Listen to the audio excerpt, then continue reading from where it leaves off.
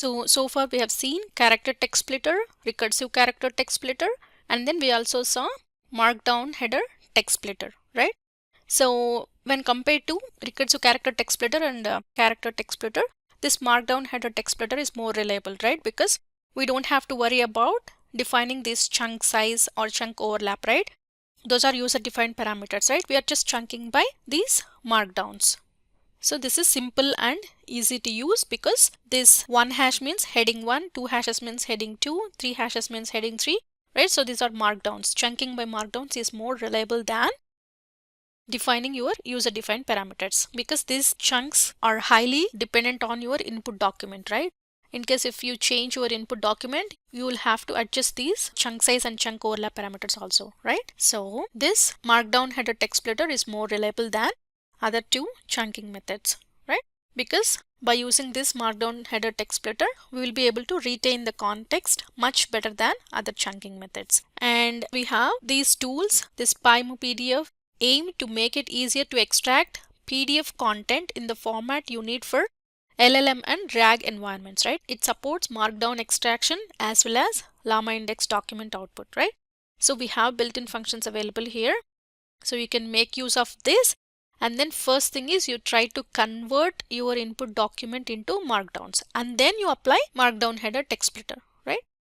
And we also have one from Llama Parse, right? So this is the Llama index. Llama Parse is the world's first generative AI native document parsing platform built with LLMs and for LLM use cases, right? And what is the objective here? The objective of Llama Parse is to parse and clean your data, ensuring that it's good quality before passing to any downstream LLM use case such as advanced RAG, right? So you have different techniques available to convert your input document into markdowns, and then once you convert it, then you can apply markdown text splitter, right? So that way you can create the chunks and it is best for markdown documentation, right? And now let me show you one other chunking method. So file, new Python file, and let's save it, token text splitter demo. So again, in case if you haven't installed already, make sure you install now, and let me copy the same input here and save it. So here instead of markdown header text splitter, we are using token text splitter, right? And make sure you also need to install tick token. So install that package as well. And let me add the print statement here. And now let's try to use this token text splitter and try to create the chunks.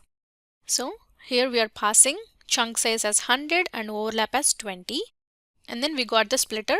Now let's get the chunks by calling split underscore text method inside splitter, right? So that way we'll get the chunks. We are passing this sample text and we want to chunk by 100 characters and overlap is 20. And now we got the list of chunks. Now let's try to loop in each chunk, and chunk 1 is what is the value, chunk 2 what is the value, right? Now let me save it and run the code. Couldn't import tick token Python package. So we got an error here. Module not found error, no module name tick token, right? Line number 43. Okay, so it is not able to find this module. So let me try to install this package and then rerun the code, right?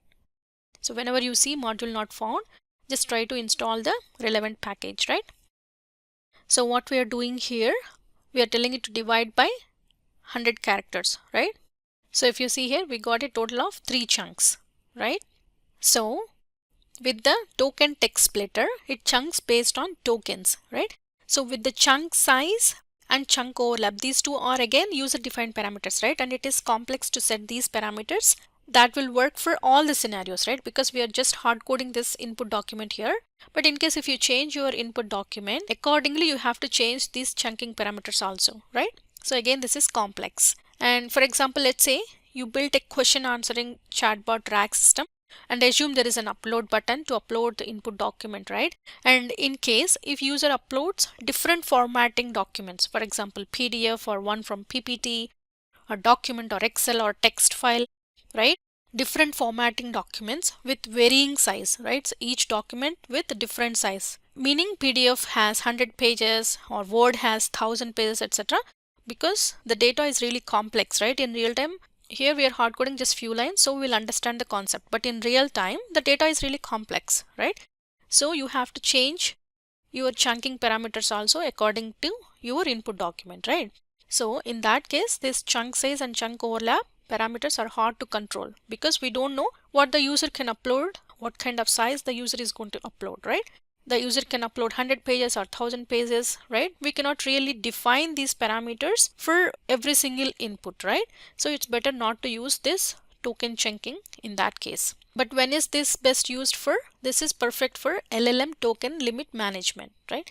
We know each LLM has context window limitation, right? So that is when this token text splitter is best used, right? So with this we learned character text splitter, recursive character text splitter, markdown header text splitter, and token text splitter also, right? So now you understood different chunking methods, and the chunking is very important. Whatever you chunk, accordingly you will retrieve the answer as the output, right? Because what we did in RAG application, we chunked our input document and we created embeddings and we stored inside our vector database, right? And whatever we stored, those will be retrieved, right? So that is why this chunking is very important. Whatever you chunk, accordingly you will retrieve the answer as the output. So make sure the chunks contain semantic meaning in order for the model to predict accurate results, right? So now you know the LLM results depend on the way we chunk the input data, right? So with this, I hope you understood what chunking is and what are the different text chunking methods and practical implementation too, right? So try implementing these different chunking methods when you are building any generative AI applications, right? Thank you.